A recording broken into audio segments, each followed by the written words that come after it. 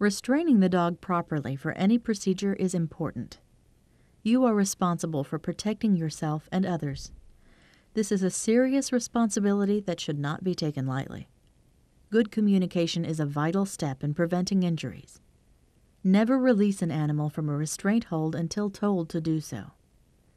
Letting go too soon will usually result in one of your colleagues getting bit or scratched. Letting everyone know you are about to release your hold on an animal gives everyone a fair chance to maintain a safe working distance. The size of the animal is again going to influence what techniques are used. Let's begin with a small, friendly dog being restrained for an examination and vaccinations. Remember that even the friendliest of dogs may nip when in pain. These dogs should not be over-restrained, but yet adequately controlled so as not to be able to squirm, turn, or bite. Notice how the assistant is gently but firmly controlling the head. This can also be done by rubbing firmly behind the ears. Anytime a dog is being restrained on the table, you should not be afraid to use your body to help stabilize a dog from moving.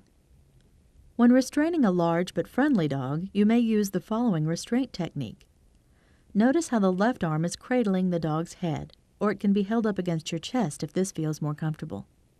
Meanwhile, the right arm is holding the dog's body firmly against your own. Utilizing your entire arm and chest against a dog's body will help immensely in restraining medium-sized and large dogs. The more you cuddle the dog close to your body, the less chance the dog is going to be able to bite you. This position can be modified slightly when a blood sample is needed. The dog is often positioned close to the end of the table so that the veterinarian can easily access the dog's leg or neck.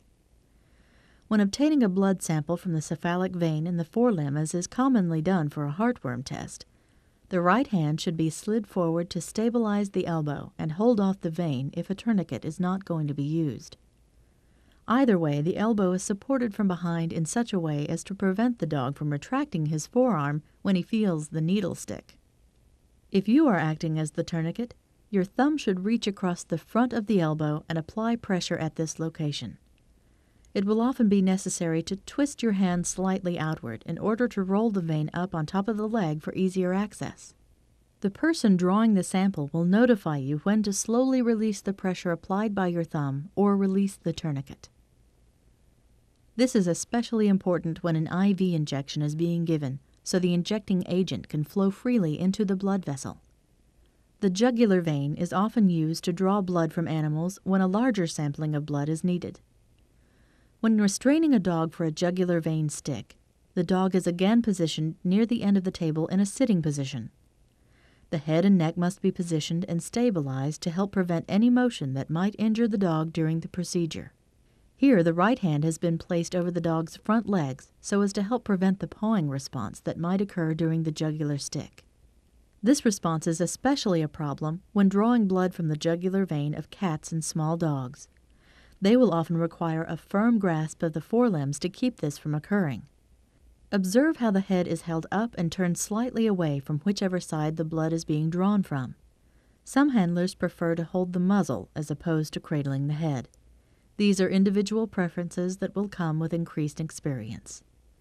Holding the head too high may tighten the skin so much as to flatten the vein, making it difficult to find.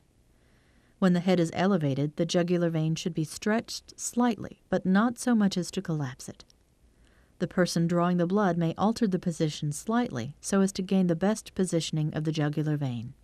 When restraining for a temperature or rectal exam, it is necessary to maintain the dog in a standing position.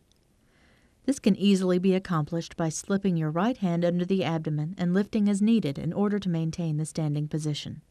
Note that the head should definitely continue to be restrained, as these procedures can be quite upsetting to the dog. Occasionally, a dog will need to be restrained on its side. This can be a fairly vulnerable position for some dogs, and these tips may prove helpful.